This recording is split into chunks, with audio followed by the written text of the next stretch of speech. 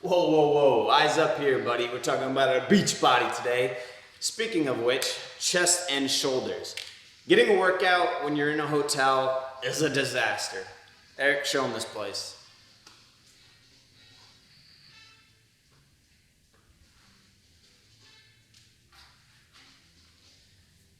You know what that reminds me of? That reminds me of trying to show someone around the dorm room. You know, trying to make it longer than it actually is. Anyways, we're gonna start with chest and shoulders. So let's start, shall we?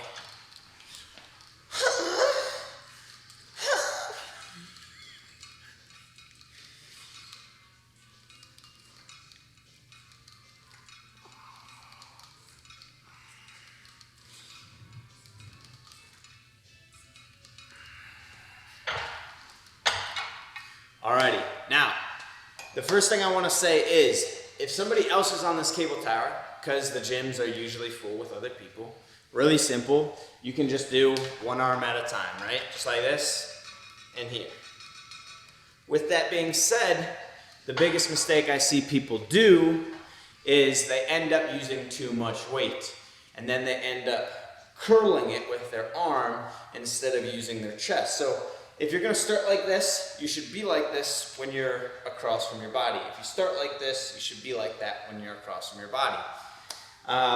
One of the biggest things that I see with people doing hotel workouts is they try to replicate their workouts at home. But because we have equipment limitations and weight limitations, you just end up half-assing it. So in this video, we're gonna give you a different style of workout with shorter rest periods and more volume. Exercise number 2, broski, exercise number 2 of this workout is Egyptian lateral raises. This is a nice mix-up from the typical dumbbell lateral raises, and there's actually a reason behind doing this, which I'll explain after the demonstration. Alright, so you just grab the handle. Obviously, it's on the lowest setting. Your feet are somewhat close to the tower. You're gonna grab on to here, not onto the cable, but onto the post, and lean. See how my arm is straight? That's how I know how far to lean. And then all I'm gonna do is keep the straight arm like we talked about, and do that. This is actually very heavy. Something we're trying to prevent ourselves from doing is doing a shrug and then a lateral raise, if that makes sense. And then after you're done, obviously do more reps than that, say 10 to 20 repetitions. You're gonna go ahead and switch and do the other side. Now what I said is there's an advantage to doing Egyptian lateral raises over typical lateral raises. What is that? Well, when we're doing dumbbell lateral raises, from here to here, there's practically no resistance at all. And actually, we're using a lot of rotator cuff from here to here. But when we lean, we're now eliminating that first portion of the motion, which would be here. Now it's gone. And so now we're using all of our side delt or lateral delt, which is this part right here, this nice cap that people want. Aloha, my brothers. Today, now with all these exercises, something I want to mention is we're doing between 10 and 20 repetitions, but our rest periods are also going to be shorter. So we're getting a lot more cardio training, or I don't even know what you would call it. Higher intensity. Eric says higher intensity. So we're gonna start the third exercise with a dumbbell two-way raise.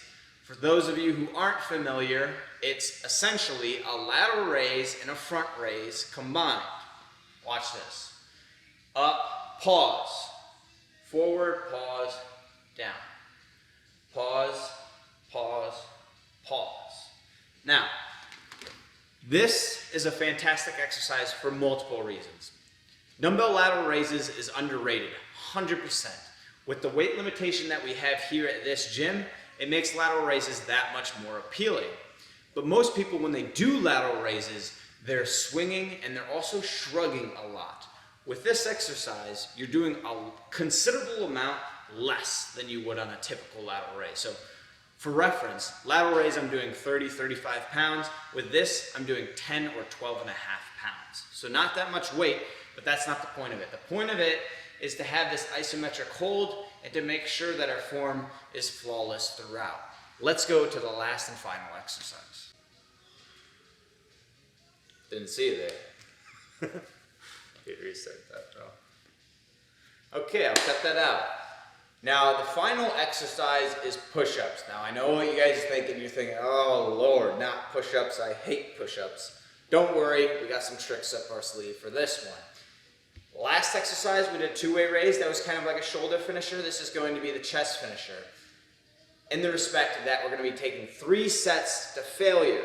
Now, if you can't do push-ups to begin with, you do them on your knees. When you do them on your knees, I still want you to lean forward. Look at my hips, Eric. Watch my hips when I go down. Okay? Now, a lot of people, when they do them on their knees, they do them like this, or they do them like this. They do them a whole lot of weird ways. Just make sure that we're coming forward when we do them on our knees. If you're a little bit more advanced, you do push-ups how you typically would do.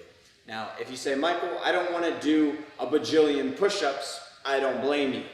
What you can do is a push-up where you go down, you come up halfway, you go down again, and then you come up all the way, okay? And I'll demonstrate that here. So we're going down, halfway, down, all the way. That's 1. That's 2. That's 3. And you can continue to do it to failure. Now, with this exercise, you're already going to be very, very fatigued from all the others. So you're not going to be able to do that many repetitions. That's perfectly fine. Kind of ran out of things to say. That's the point of this exercise. To get you in, have a good quick workout, and get you out, back to the beach, so you can go clubbing. See you guys in the next video. Peace. Hold on, feeling like I'm headed for a breakdown, and I don't know why, but I'm not crazy, I'm just a little unwell. I know right now you can't tell, but stay a while and maybe then you'll see a different side of me.